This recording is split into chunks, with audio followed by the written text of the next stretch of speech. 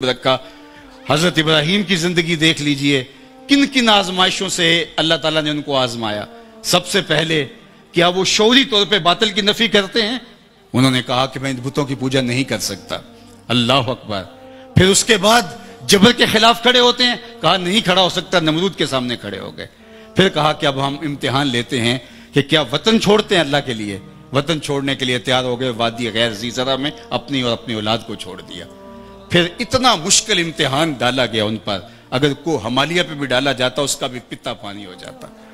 کہا کہ اب اپنی سب سے قیمتی چیز کی گردن پہ چھری رکھ دو، سب سے قیمتی چیز میری راہ میں ذبح کر دو، اور پھر بیٹے کی گردن پہ چھری رکھ دیتے ہیں۔ یہ تماشا لب بام تھوڑا ہے، اللہ اکبر۔ ہمارے ایک بزرگ فرمایا کرتے تھے کہ ہر بندے کا ایک اسماعیل ہوتا ہے، جب تک وہ اپنے اسماعیل کی گردن پہ چھری نہ رکھے رب کا قرب نہیں ملتا ہے۔ وہ دیکھے اس کا اسماعیل کون ہے، کائنات کی کون سی محبوب ترین چیز ہے جو اپنے رب کے لیے وہ چھوڑتا ہے۔ اور اگر کہا جائے تو کیا وہ واقعتاً عملاً چھوڑنے کے لیے تیار ہے؟ اللہ یہ دنیا ہم سے چھڑانا نہیں چاہتا، ہمارا امتحان لینا چاہتا ہے۔ کہا بس کر ابراہیم، تیرا امتحان پورا ہو گیا، تو نے واقعی خواب پورا کر دکھایا۔ ہم نے تیرے بیٹے کو تجھ سے نہیں لینا تھا، اللہ اکبر، لیکن تیرا امتحان لینا تھا، تو سرخرو ٹھہرا، تو کامیاب ٹھہرا۔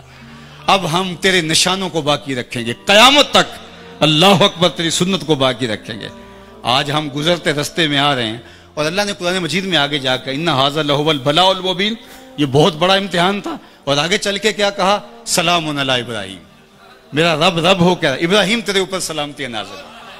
تو یہ ہم سڑکوں سے گزرتے ہیں، جانور لوگ لیے جا رہے ہیں، ایک ہجوم ہے، تو بے ساختہ زبان سے نکلتا ہے سلام علی ابراہیم، ابراہیم تیرے اوپر سلامتی نازل ہو، تو نے بھی حد کر دی قربانی دینے کی، ایثار کی، اللہ کے لیے سب کو چھوڑنے کی اور ترک کرنے کی۔ تو پھر ہم نے بھی جو تجھے اعزاز دیا، قیامت تک جو ہے وہ تیرے نام کے میلے لگے رہیں گے۔ تو صوفیاء نے بھی اپنے نفس کی گردن پہ چھری پھیری، اپنی خواہشات کو ذبح کیا، سب کچھ ہونے کے باوجود ترک کیا۔ ان کا فقر جو ہے وہ اضطراری نہیں تھا، ان کا فقر اختیاری تھا، اور یہ فقر اختیاری حضور کی میراث ہے۔ اللہ محبوب سے کہتے ہیں محبوب اگر تم چاہو تو یہ بطحہ مکہ سونے اور چاندی کا بنا دیں، جو جواب میں عرض گزار ہوتے ہیں مالک ایک دن فاقہ ملے ایک دن کھانا ملے، جس دن فاقہ ملے صبر کر کے دکھاؤں، اور جس دن کھانا ملے مالک اس دن تیرا شکر کروں۔ تو اختیار ہونے کے باوجود اس کو جو ہے وہ حضور نے اختیار فرمایا۔ تو صوفیاء نے بھی جو ہے وہ اس زندگی کو اختیار کر کے اپنے لیے ایک سادہ اور ایک مشکل زندگی کا راستہ اختیار کر کے اپنے نفس پہ جبر کیا۔ پھر میرے رب نے کہا کہ میں پھر تمہیں اب مرنے نہیں دوں گا۔ کسی نے کیا کہا تھا، مٹ گیا مشتاق دل سے رنگ یاد رفتگاں، پھول مہنگے ہو گئے قبریں پرانی ہو گئیں۔ کسی کے پاس وقت بھی کہاں ہے کہ وہ کسی کو یاد رکھے۔ میاں صاحب نے تو کہا تھا کہ جنہ باجوں ایک پل نہیں سنجیندے، وہ شکلاں یاد نہ رہیاں۔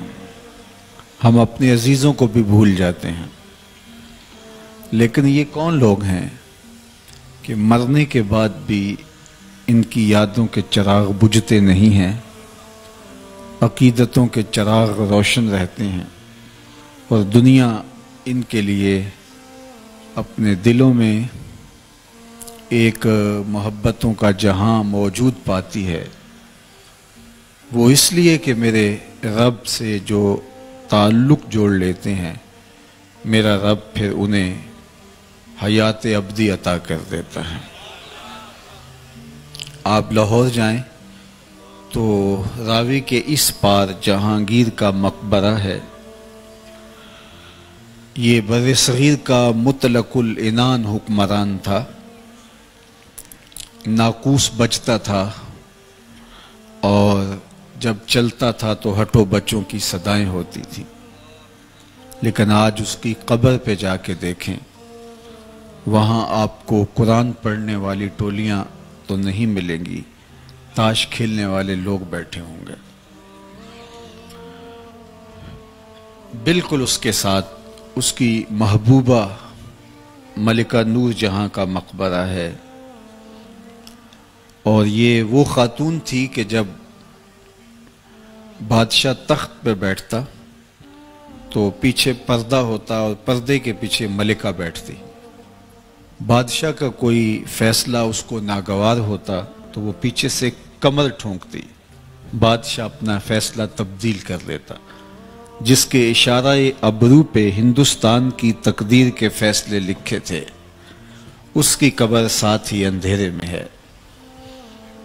ان کی اپنی بیٹی زیب النساء کا شعر، بر مزار ما غریباں نہ چراغے نہ گلے، نہ پرے پروانہ سوزت نہ صدائے بلبلے۔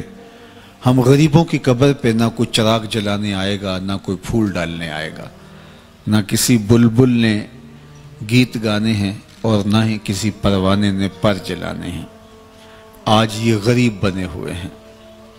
جب چلتے تھے تو لگتا تھا زمین ہل رہی ہے، نقارے بج رہے ہوتے تھے، خدام لوگوں کو ہٹو بچوں کی صدائیں لگا رہے ہوتے تھے، لیکن آج بر مزارے ما غریباں نہ چراغے نہ گلے۔ ہم غریبوں کی قبر پہ نہ کوئی چراغ جلانے آئے گا، نہ کوئی پھول ڈالنے آئے گا۔ یہ میں راوی کے اس پار کی کہانی آپ کو سنائی ہے۔ اب راوی کا پل پار کر جائیں۔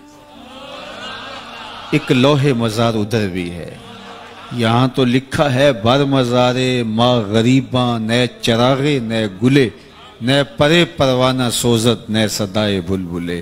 وہاں لکھا نظر آئے گا گنج بخشے فیض عالم، مظہر نور خدا، ناقصاں را پیر کامل کاملاں را رحم، سید حجویر مخدوم امم، مرقد او پیر سنجر را حرم۔ یہاں تو دن کو بھی کوئی نہیں آتا، وہاں رات کے پچھلے پہر کو بھی چلے جائیں ہجوم عاشقاں دکھائی دے گا۔ یہاں تو تاش کھیلنے والی ٹولیاں بیٹھی ہیں، وہاں قرآن پڑھنے والوں کا ہجوم ہے وہ بھی قبر ہے، یہ بھی قبر۔ یہ شہنشاہ تھا، وہ دلوں کا بادشاہ تھا، اور صدیاں گزرنے کے بعد وہاں چراغاں، وہاں روشنیاں۔ مون مارکیٹ میں بم دھماکہ ہوا تو کچھ دنوں کے بعد اس کی تعمیر نو کر لی گئی اور سیکورٹی کے بھرپور انتظام کر کے لوگوں کو کہا گیا، اخبار میں ٹیلی ویژن پہ اشتہار دیا گیا، یہ مارکیٹ لوگوں کے لیے باقی مارکیٹوں کی نسبت زیادہ محفوظ ہے، یہاں بہت زیادہ اچھے انتظامات کیے گئے ہیں حفاظت کے۔ لیکن وہاں چونکہ بم دھماکہ ہوا تھا اور لاشیں گری تھیں، وحشت اور خوف لوگوں کے دل و دماغ پر تھا، تشہیری مہم کے باوجود بھی اتر نہیں پا رہا تھا، اور کئی مہینے تک محنت کرنی پڑی، پھر لوگوں کا رجحان ہوا۔ یہ میں آپ کو مون مارکیٹ کی کہانی سنائی، اور انہی دنوں میں حضرت داتا گنج بخش علی حجویری علیہ رحمہ کے مزار پر انوار پر بم دھماکہ ہوا، اور ساری رات لاشیں اٹھائی جاتی رہیں، اور سحری کے وقت فرش خون سے دھویا گیا، لیکن جب صبح کی نماز کا وقت آیا پوری مسجد نمازیوں سے بھری ہوئی تھی۔ میری مشاطگی کی کیا ضرورت حسن معنی کو، کہ فطرت خود بخود کرتی ہے لالے کی حنا بندی۔ کہا کہ جو ہمارے ہو جائیں پھر ہم انہیں مرنے نہیں دیتے، فَلَنُحْيِيَنَّهُ حَيَاتًا طَيِّبَةً، ہم انہیں ستھری اور پاکیزہ زندگی عطا کرتے ہیں۔ میں توجہ چاہوں گا، تشریف رکھیے۔ علامہ اقبال علیہ رحمہ نے اپنی والدہ کے انتقال پر جو مرثیہ لکھا تھا، اس میں انہوں نے نظریہ ارتقاء بیان کیا ہے۔ ایک تو ڈارون کا نظریہ ارتقاء ہے، جس کو ایک زمانے میں ہاتھوں ہاتھ لیا گیا۔ وہ کہتا ہے کہ بندروں کی مہذب شکل ہے انسان، یہ جانوروں کی مہذب صورت ہے۔ خیر یہ ایک الگ مضمون ہے، لیکن اقبال کا جو نظریہ ارتقاء ہے وہ اس سے مختلف ہے، اور میں اپنے مضمون کی طرف اس بات کو بیان کرنے کے ساتھ آپ کو لانا چاہتا ہوں۔ اقبال کہتے ہیں کہ ہر شے کی فطرت میں جذبہ نمو ہے، آگے بڑھنے کا جذبہ ہے، وہ جذبہ ہی زندگی میں تحرک پیدا کیے رکھتا ہے۔ اگر آگے بڑھنے کا، جہاں انسان ہے اس سے آگے جانے کا جذبہ موجود نہ ہو تو پھر زندگی جو ہے وہ معطل ہو کے رہ جائے اور زندگی کے اندر تحرک موجود نہ رہے. اور یہ صرف انسانی زندگی میں ہی نہیں، یہ تمام کائنات کے اندر یہ جذبہ کار فرما ہے کہ وہ آگے بڑھنے کے عمل اور جد و جہد پر یقین رکھتے ہیں اور آگے بڑھتے ہیں. اقبال نے اس کی مثال دی، جس طرح ایک بیج ہے، اس کو زمین کی کوکھ میں ڈال کر کے اوپر مٹی کر کے پانی دے دیتے ہیں، پھر اس کی آنکھ پھوٹتی ہے اور پھر وہ کونپل کی صورت میں زمین سے نکلتا ہے. پھر وہ کونپل تنا بنتی ہے، تنے پہ شاخیں آتی ہیں. یہ اس کی مزید بہتر صورت ہے، اس پہ بھی مطمئن نہیں ہے. ارتقاء کا جذبہ اس کو آگے بڑھانے کے لیے بےتاب کیے ہوئے ہے. پھر شاخوں پر پتے آتے ہیں، اس پہ بھی اطمینان نہیں ہے. یہ اس سے مہذب صورت ہے، اس سے بہتر شکل ہے، اس کی ترقی یافتہ کیفیت ہے. لیکن پھر اس پر کلیاں لگتی ہیں، اس پہ بھی اطمینان نہیں. کلی کھل کے پھول بنتی ہے، یہ بھی اس کا نقطہ کمال نہیں ہے. ارتقاء کا جذبہ اس کو آگے لے جاتا ہے. وہ پھول پھر پھل بنتا ہے. اب پھل جب پکتا ہے تو اس سے بڑھ کر ارتقاء کی اس دنیاوی زندگی میں کوئی منزل باقی نہیں رہ گئی تھی. تو وہ پھل پک کر کے پھر دوبارہ بیج بن جاتا ہے. اب پہلے ایک بیج تھا اور پھر اس کا درخت بنا یا اس کا پودا بنا، پھر وہ پھول پھل بنا اور پھل پکا. ارتقاء کی جب کوئی اور شکل باقی نہ رہی تو وہ مجبوراً پھر بیج بن گیا. پہلے ایک تھا، اب بہت سارے بن گئے، اور پھر جب اب زمین میں آئے تو پھر دوبارہ باغ بن کے نکلے. اور اقبال کہتے ہیں کہ انسان جب اس دنیاوی زندگی میں اپنے ارتقاء کے تمام مراحل طے کر لیتا ہے تو جب عالم رنگ و بو میں اس کے ارتقاء کی کوئی منزل باقی نہیں رہتی تو وہ پھر دوبارہ تہہ مزار آتا ہے. تو یہ موت نہیں ہے، یہ اس کے ارتقاء کے جذبوں کی بے تابی ہے کہ وہ دوبارہ تہہ مزار جا کے نئے روپ سے ظہور پذیر ہونا چاہتا ہے. اور اس کو اقبال کے لہجے میں اگر آپ سننا چاہیں تو وہ کہتے ہیں، فطرت ہستی شہید آرزو رہتی نہ ہو، فطرت ہستی شہید آرزو رہتی نہ ہو، خوب تر پیکر کی اس کو جستجو رہتی نہ ہو. موت کو سمجھا ہے غافل اختتام زندگی، یہ ہے شام زندگی صبح دوام زندگی. تو اہل اللہ جب قبر میں اترتے ہیں تو یہ ان کی زندگی کا ایک دوسرا روپ ہوتا ہے، ایک دوسرا رنگ ہوتا ہے. جنہوں نے اپنے آپ کو مالک کے سپرد کر دیا، اس کے نام لگا دیا، وہ انہیں کیسے ختم ہونے دے گا، کیسے فنا ہونے دے گا؟ وہ نئے روپ کے ساتھ، نئے رنگ کے ساتھ، نئے آہنگ کے ساتھ ایک نئے جہان کو آباد کرتے جائیں گے، اور ان کے فیض و برکات کا سلسلہ کبھی بھی منقطع نہیں ہوگا. ورنہ دنیا کے اوپر جنہوں نے ارتقاء کے سفر کا آغاز ہی نہیں کیا، اسفل السافلین میں ڈوب گئے. جو مقصد تھا زندگی کا، اس مقصد کی طرف ایک قدم بھی نہیں اٹھایا، تو وہ دنیا کے اوپر رہتے ہوئے بھی مردہ ہوں گے. کہا گیا کہ ان کے کان ہیں لیکن سنتے نہیں ہیں، آنکھیں ہیں دیکھتے نہیں ہیں، زبان ہے بولتے نہیں ہیں، ان کے دل اور دماغ تو ہیں لیکن فہم اور ادراک کے نور سے آ رہی ہیں. چلتے ہیں زمین کے اوپر، پھٹی پھٹی آنکھوں سے آپ کو لگتا ہے کہ دیکھ رہے ہیں، لیکن قرآن پڑھیے، وَتَرَاهُمْ يَنْظُرُونَ إِلَيْكَ وَهُمْ لَا يُبْصِرُونَ. محبوب یہ آنکھیں پھاڑ پھاڑ کے آپ کو دیکھ رہے ہیں اور آپ ان کے دیکھنے کو دیکھ رہے ہو، لیکن میں خدا ہو کے کہہ رہا ہوں یہ نہیں دیکھ رہے.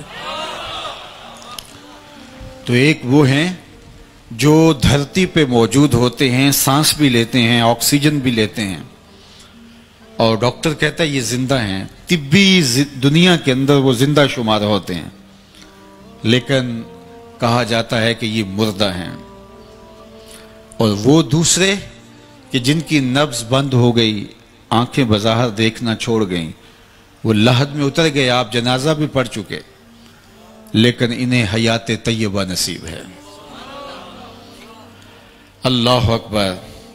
یہ دنیا کے اوپر شعور کی آنکھ کھول کے زندگی گزارتے ہیں اور اپنے آپ کو، اپنے نفس کو، اپنی خواہشات کو ختم کر دیتے ہیں، اور موتو قبل ان تموتو کا روپ بن جاتے ہیں۔ مرنے سے پہلے یہ اپنی خواہشات کو دفن کر چکے ہوتے ہیں۔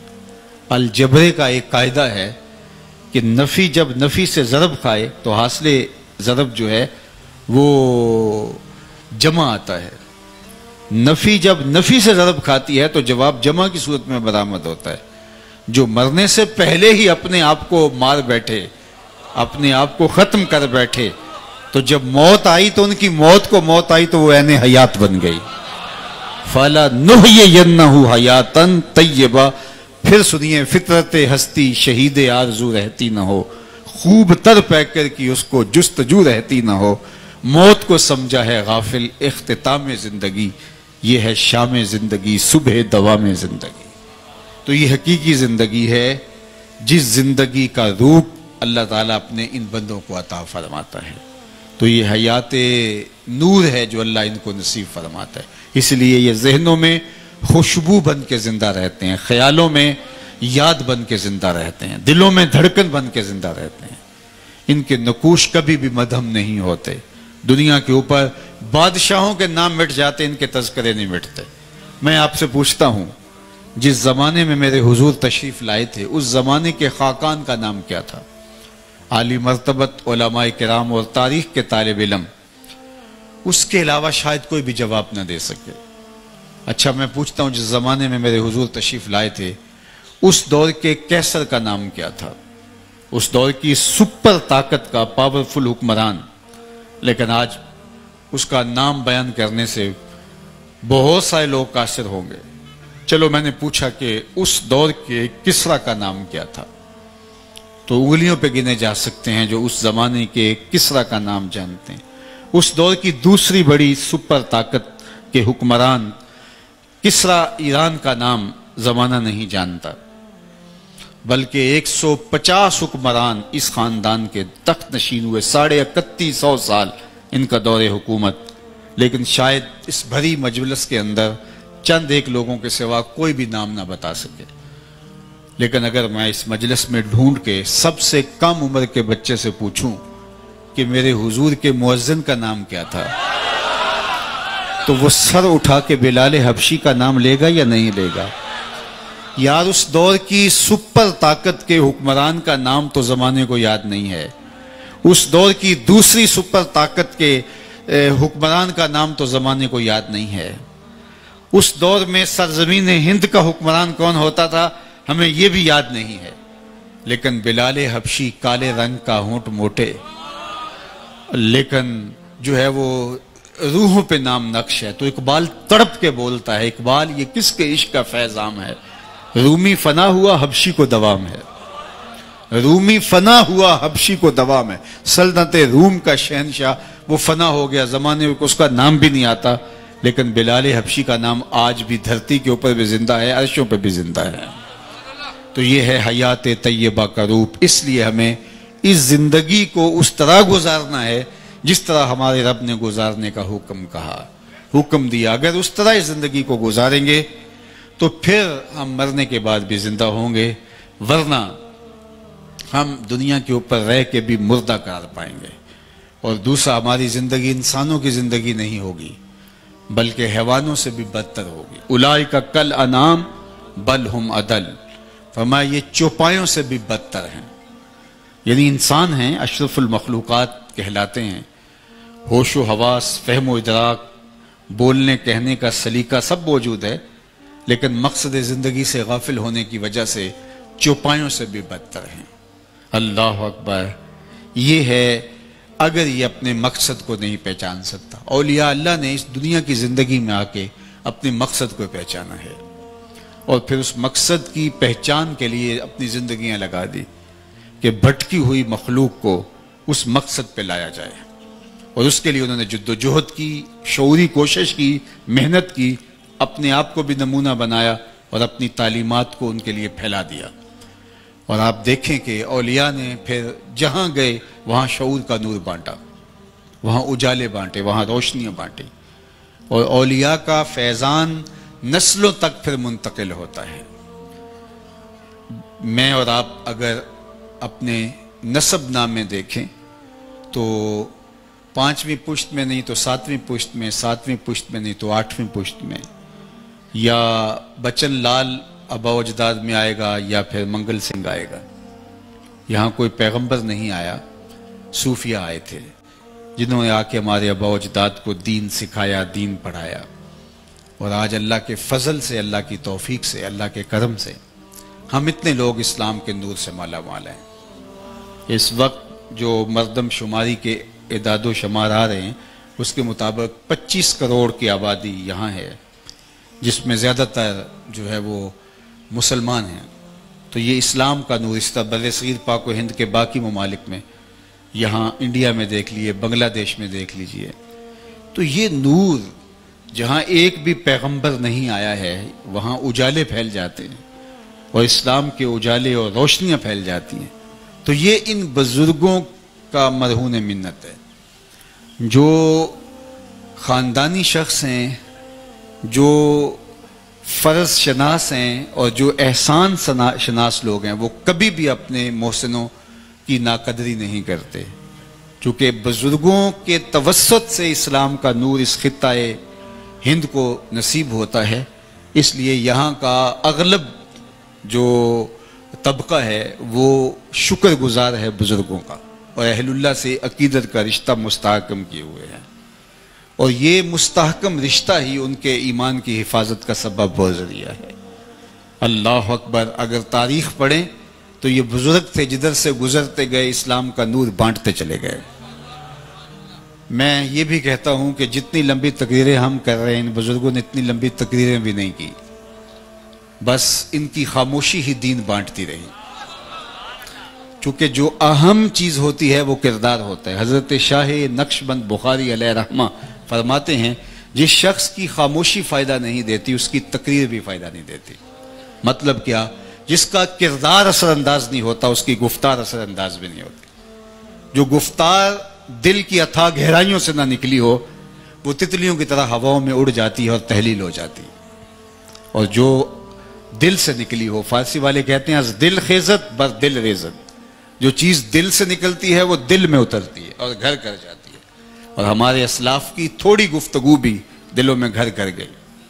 اور آج مختلف چینلز پہ دیکھ لیجئے، سوشل میڈیا پہ دیکھ لیجئے، اور ہمارے لائیو اجتماعات دیکھ لیجئے، اتنی تقریریں تو ماضی میں کبھی نہیں ہوتی تھی، لیکن آج صرف گفتگو اور تقریریں رہ گئی، عمل مفقود ہو گیا، اس لیے کہ یہ حلق سے اوپر اوپر ہے۔ اثر انداز جو ہوتا ہے وہ کردار ہوتا ہے۔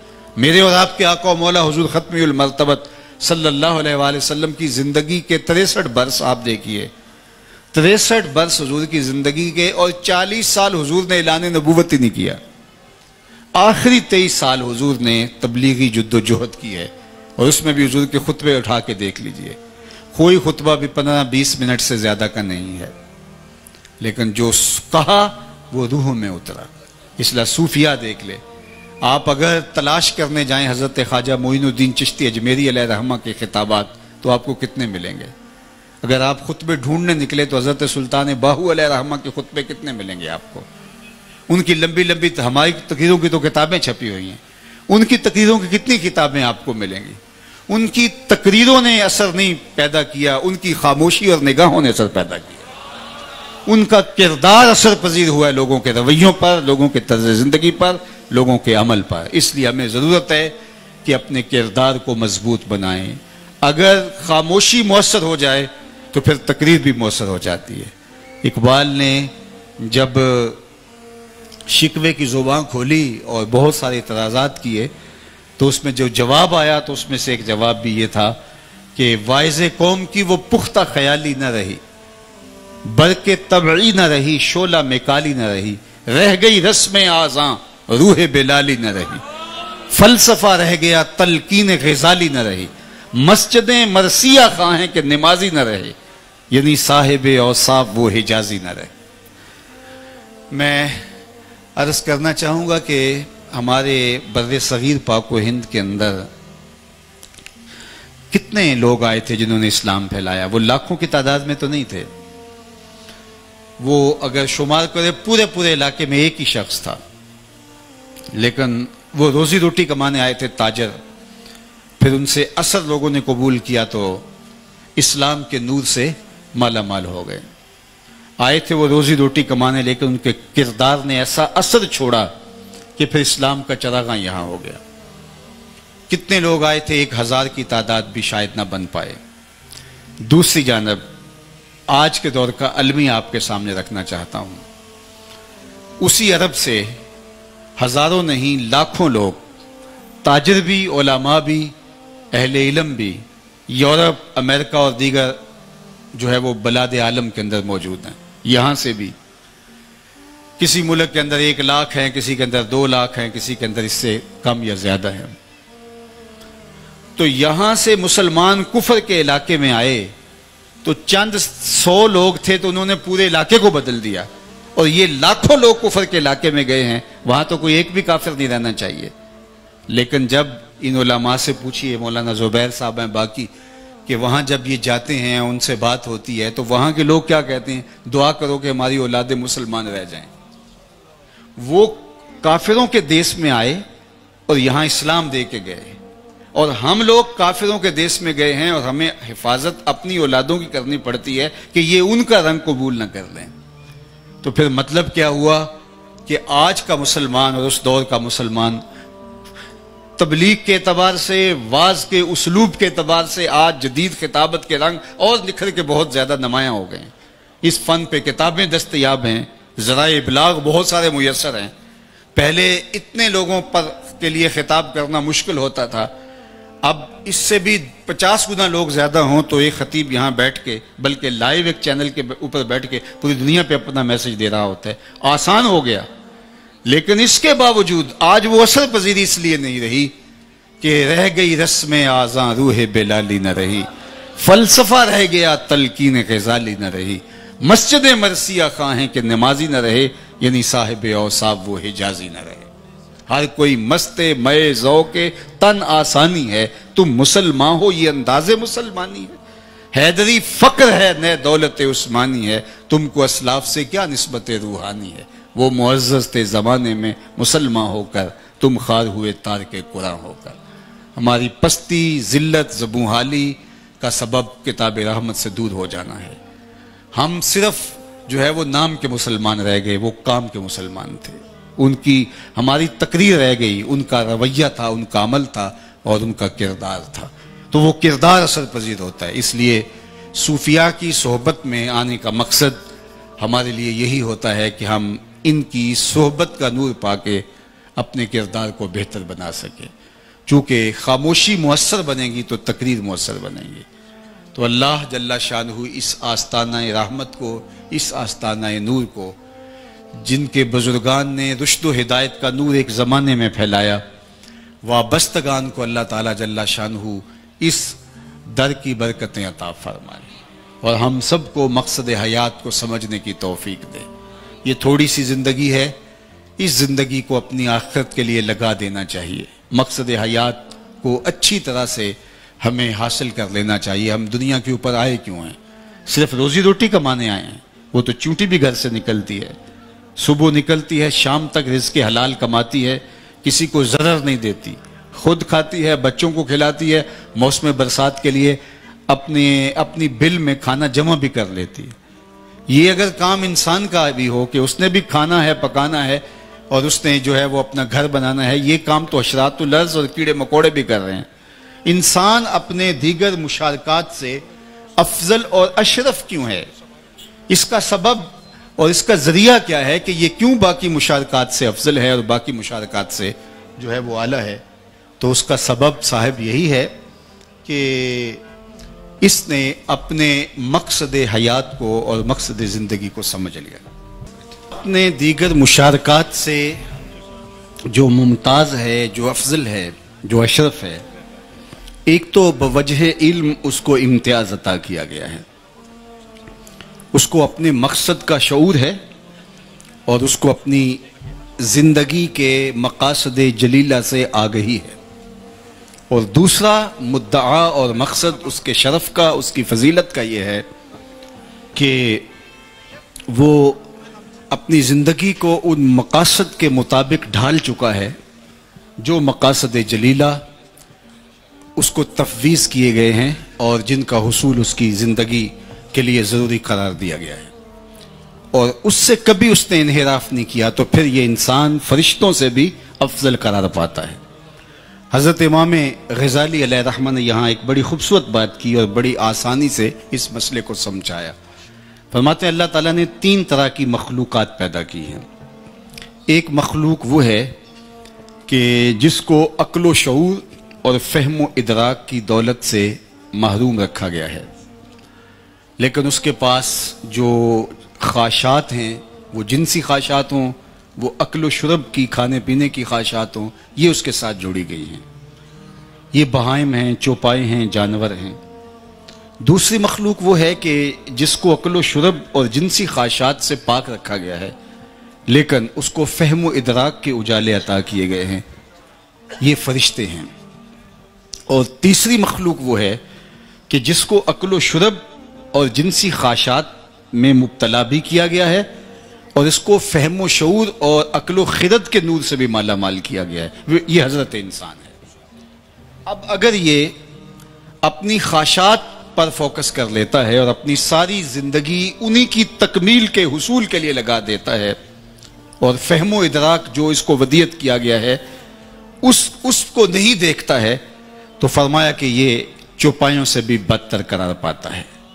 اور اگر یہ فہم و شعور کی ودیت کردہ طاقتوں سے کام لیتا ہے اور مقصد حیات اور مقصد زیست کو سمجھتا ہے، تو یہ فرشتوں سے بھی افضل قرار پاتا ہے۔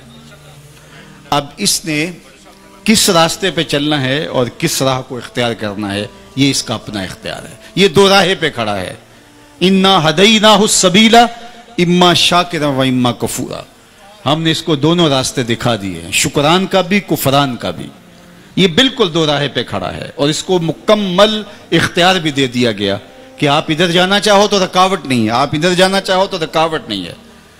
تیری زندگی کا مختصر دورانیہ اور اس کا انجام موت ہے، اور تم یہاں کھڑے ہو، یہ دو راہیں جاتی ہیں۔ یہ راہ بظاہر آسودہ ہے، اس میں شہوات کے پردے لٹک رہے ہیں، آسودگیاں ہیں، لیکن اس کا انجام ایک خوفناک گڑھے کی شکل میں ہے۔ اور یہ کٹھن راستہ ہے، لیکن اس کے آخر میں ایک باغ ہے جسے جنت کہا جاتا ہے۔ حجبت الجنت بالمکارہ وحجبت النار بالشہوات۔ اللہ کے محبوب نے ارشاد فرمایا کہ یہ جو راستہ جاتا ہے یہ مشکلوں سے گھرا ہوا راستہ ہے، اور یہ جو راستہ جا رہا ہے بایاں راستہ، فرمایا یہ راستہ جو ہے یہ شہوات سے گھرا ہوا راستہ ہے، لیکن اس کا انجام تمہیں بتا دیا ہے کہ اس کے آخر میں کیا ہے۔ اس راستے میں چلو گے پھسلتے ہوئے، آخر میں جا کے کہاں گرو گے یہ بھی بتا دیا۔ یہاں آگے گڑھا ہے، یہاں آگے خوشنما باغ ہے، لیکن راستہ یہ بظاہر خوبصورت ہے اور یہ دشوار اور کٹھن ہے، اور تمہیں اللہ تعالیٰ نے پہلے بتا دیا، اور اس دو راہیں پہ تم کھڑے ہو۔ اب تمہارا اختیار ہے کہ تم کدھر جاتے، اس اختیار کی وجہ سے ہی تمہیں سزا ہے اور تمہیں جزا ہے۔ اگر تم مشکل راہ کو اختیار کر لیتے ہو تو اللہ تمہارے لیے اس مشکل کو بھی آسان کر دے گا۔ سحری کے وقت اٹھنا مشکل ہے، شاق ہے طبیعت پہ، لیکن اگر کسی کی لذت زندگی ہی ان سجدوں میں رکھ دی گئی ہو تو اس کے لیے وہ مشکل نہیں ہوگی، اس کے لیے وہ آسان ہو جائے گا۔ سوکھی روٹی مل جائے لیکن لقمہ 100% حلال کا ہو تو حلق سے اتارنا خشک روٹی کو اتنا آسان تو ہے نہیں، لیکن اگر اس حلال کے اندر جو عفت ہے، عفت تومہ، اس کی برکتیں اگر روح میں سرایت کر دی جائیں تو پھر یہ مولا کائنات سید نجی المرتضیٰ سے پوچھے کہ اس خشک روٹی کا لطف کیا ہوتا ہے، اس کا سرور کیا ہوتا ہے، اس کا مزہ کیا ہوتا ہے۔ تو ہم اس دو راہ پہ کھڑے ہیں، یہ راستہ بھی ہمارے سامنے ہے، انا ہدیناہ السبیل اما شاکرا و اما کفورا۔ کفران کا راستہ بھی، شکران کا راستہ بھی، خیر کا راستہ بھی، شر کا راستہ بھی، اور ہم یہاں کھڑے اور ہمیں مکمل اختیار دیا گیا ہے۔ ان آنکھوں سے ہم شہوات اور جو ہے وہ تلذذ نفسانی حاصل کر سکتے ہیں، اور ان نگاہوں سے ہم قرآن کے حرف بھی پڑھ سکتے ہیں۔ ہماری آنکھوں کو کوئی نہیں روکتا، اس زبان سے تلاوت کلام بھی ہو سکتی ہے، اس زبان سے گالی گلوچ بھی کیا جا سکتا ہے، کوئی روکنے والا نہیں ہے ہمیں۔ ان ہاتھوں سے ہم کسی دکھیے کے سر پہ ہاتھ بھی رکھ کے کسی یتیم کے سر پہ شفقت کا ہاتھ رکھ کے اس کی ڈھارس بھی بنا سکتے ہیں، اور ان ہاتھوں کو جبر کا ہاتھ بنا کے کسی کا حق بھی غصب کر سکتے ہیں، ہمیں کوئی روکنے والا نہیں ہے۔ ان اٹھتے ہوئے قدموں سے ہم مسجد کا راستہ بھی دیکھ سکتے ہیں، اور شراب خانے کو بھی انہی قدموں سے اٹھ کے ہم جا سکتے ہیں، ہمیں کوئی روکنے والا نہیں ہے۔ لیکن ہمیں بتا دیا گیا ہے، کوئی امر مخفی نہیں رکھا گیا، ہمیں ایک ایک چیز بتا دی گئی کہ اس کا انجام کیا ہے، اس کا انجام کیا ہے۔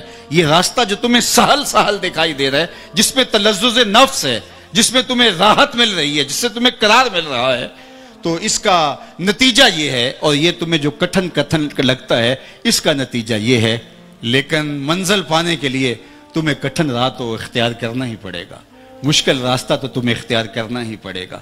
ام حسبتم ان تدخلوا الجنہ، کیا تم سمجھتے ہو کہ جنت میں یوں ہی چلے جاؤ گے؟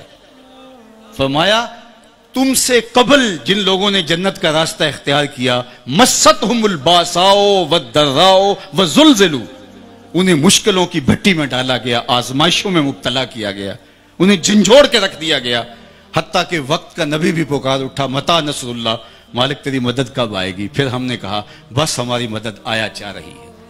تو اس منزل تک پہنچنے کے لیے راستے میں طائف بھی آئے گا، بدر بھی آئے گا، احد بھی، خندق بھی، اور تبوک بھی آئے گا۔ یہ مشکل کٹھن راہوں سے گزر کے تم آسانی ڈائریکٹ مدینے نہیں پہنچو گے، راستے میں مکے کی گلیاں بھی آئیں گی۔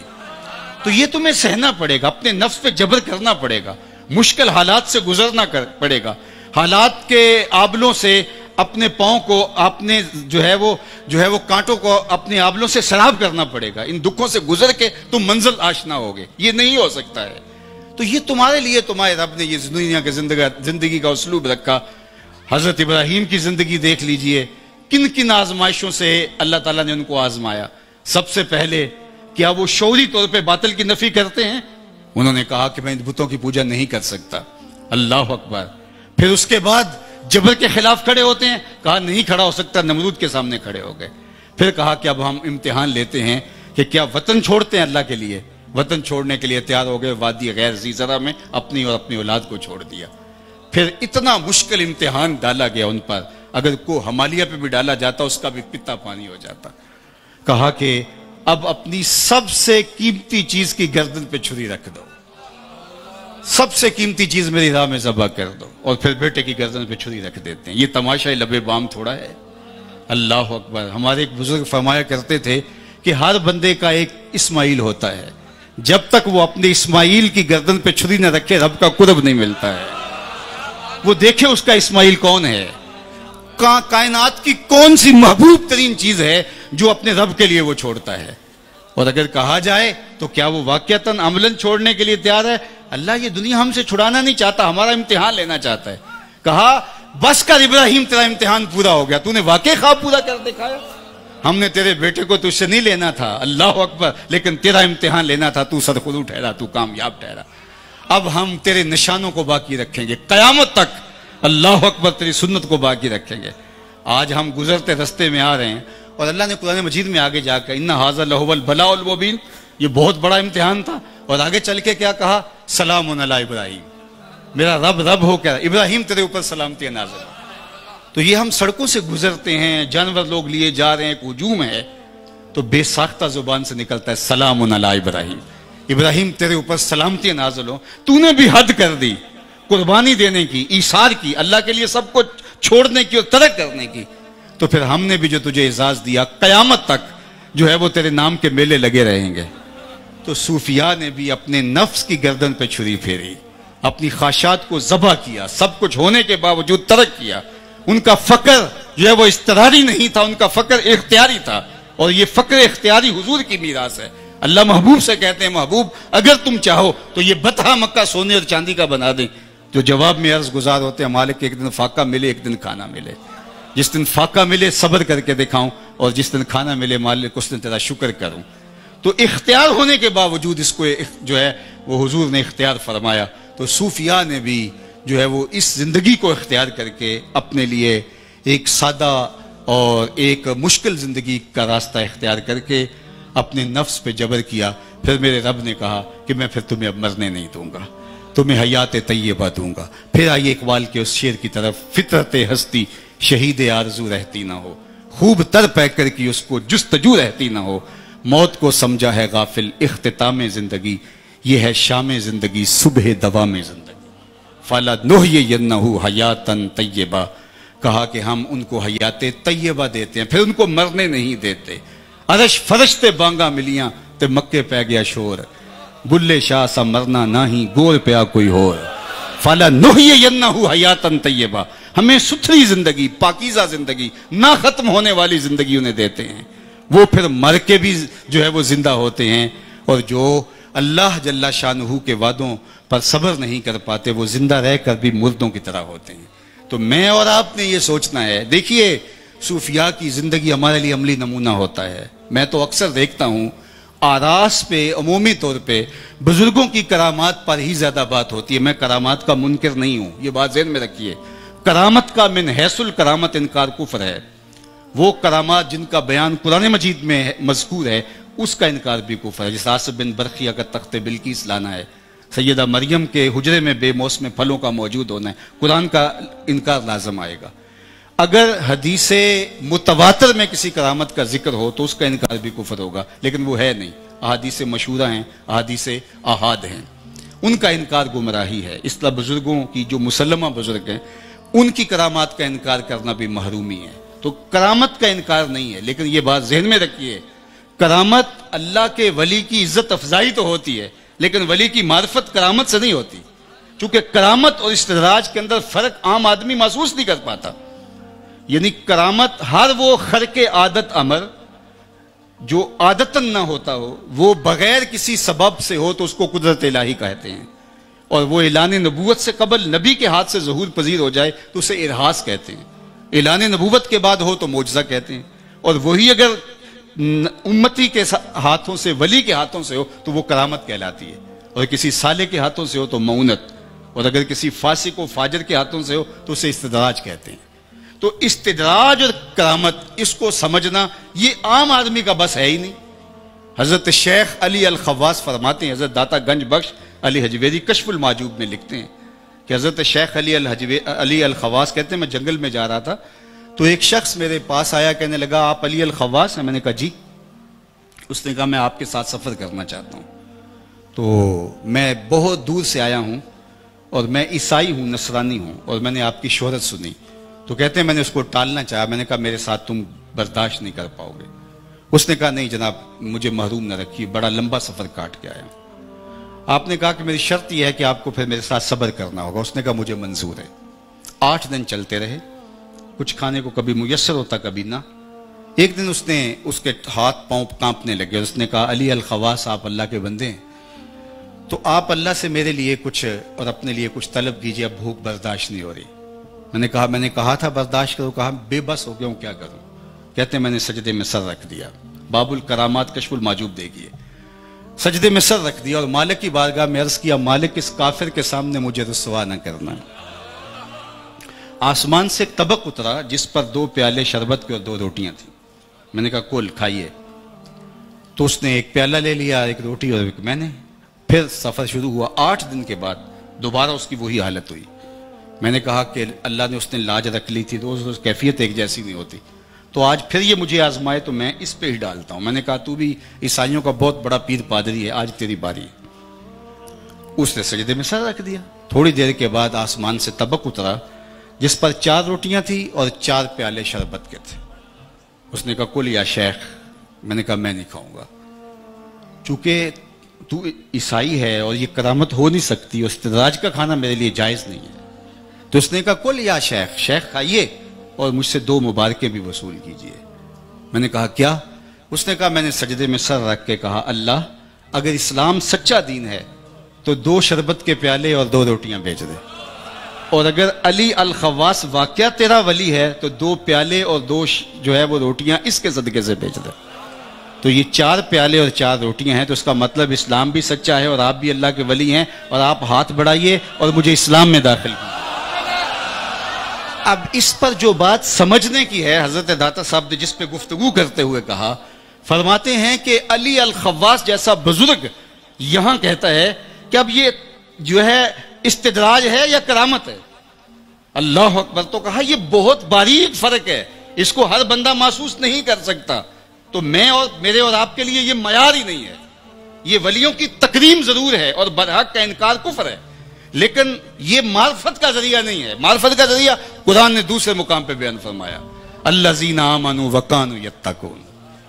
امام غزالی نے، امام رازی نے یہ فرمایا، قوت نظریہ اور قوت عملیہ یہ جتنی مضبوط ہوگی، بڑی اونچی ہوگی، اس قدر ہی جو ہے وہ اللہ کا بڑا ولی ہوگا.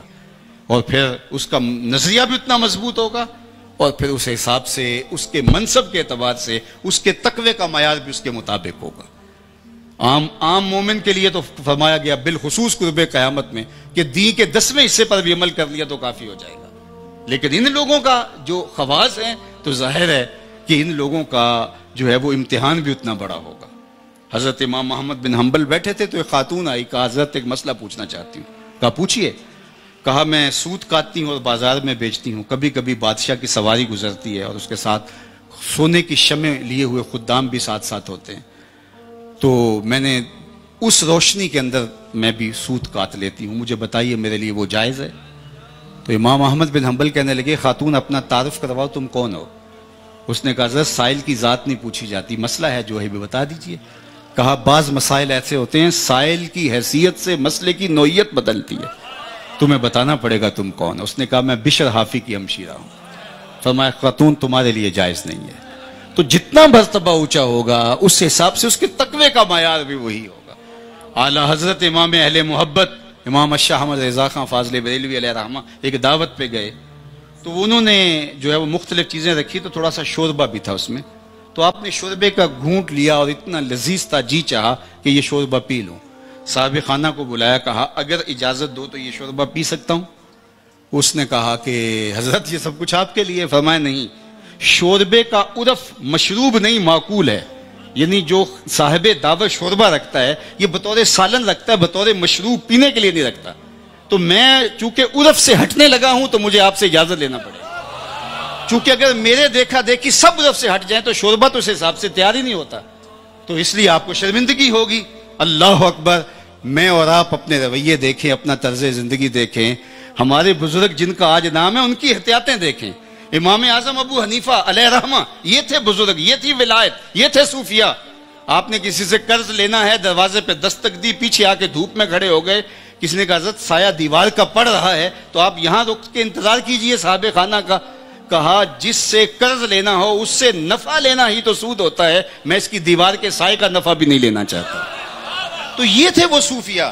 اور میں سویر سے لے کر شام تک اپنی زندگی دیکھوں کہ میں جو ہے وہ اپنی ذات کا، اپنے ساتھ جڑے ہوئے دین کا، اپنے ساتھ جڑی ہوئی طریقت کا، اپنے ساتھ جڑی ہوئی سیاست کا، اپنے ساتھ جڑے ہوئے دوستوں کا کیسے نفع اٹھاتا ہوں اور زندگی ہماری کیسی چل رہی ہے. تو صوفیاء ہمیں یہ بتاتے ہیں کہ اپنی زندگی کو احتیاط کے ساتھ، اپنی زندگی کو پورے حزم کے ساتھ گزارو.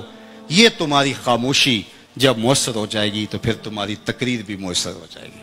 تو اس لیے وہی بات جہاں سے شروع ہوئی بات وہاں آ کے ختم ہوتی ہے کہ جس شخص کی خاموشی نفع نہیں دیتی اس کی تقریر بھی نفع نہیں دیتی. ہمارے بزرگوں کی خاموشیوں نے تبلیغ کی ہے اور ہماری تقریریں بے اثر ہو کے رہ گئی ہیں. اس لیے اقبال نے ایک موقع پہ تو پھر آخر میں یہی کہا، خاموشی گفتگو میری، بے زبانی ہے زبان میری. اور سیدنا علی المرتضیٰ نے فرمایا جب عقل کامل ہو جاتی ہے پھر گفتگو کم ہو جاتی ہے. ظاہر ہے پھر انسان کا کردار بولتا ہے، انسان کا رویہ بولتا ہے. اور ہمارے اسلاف نے یہی کیا اور ان کی نظریں اٹھی اور 99 لاکھ کافروں کو کلمہ توحید پڑھا دیا. اور ہماری چینلوں پہ پھیلی ہوئی اور مختلف ذرائع سے پھیلی ہوئی تقریریں کانوں کے تلذذ کے علاوہ کچھ باقی نہ بچا، اس لیے کہ اس کے پیچھے جو ہے وہ ہمارے کردار کا زور نہ رہا. تو کردار کی طاقت آپ کو مؤثر بناتی ہے. اور آج ہمارا جو مسئلہ امت مسلمہ کا ہے وہ یہی ہے کہ آج ہمارے پاس گفتار بہت ہے، کردار ہمارے پاس نہیں رہا. تو کردار کے نہ رہنے سے قومیں کبھی بھی آگے نہیں بڑھتی. اور آج ہم جس طرح سے ہیں، اللہ ہمیں صوفیاء کی حقیقی تعلیمات کے اجالوں میں زندگی بسر کرنے کی توفیق ارزانی فرمائے.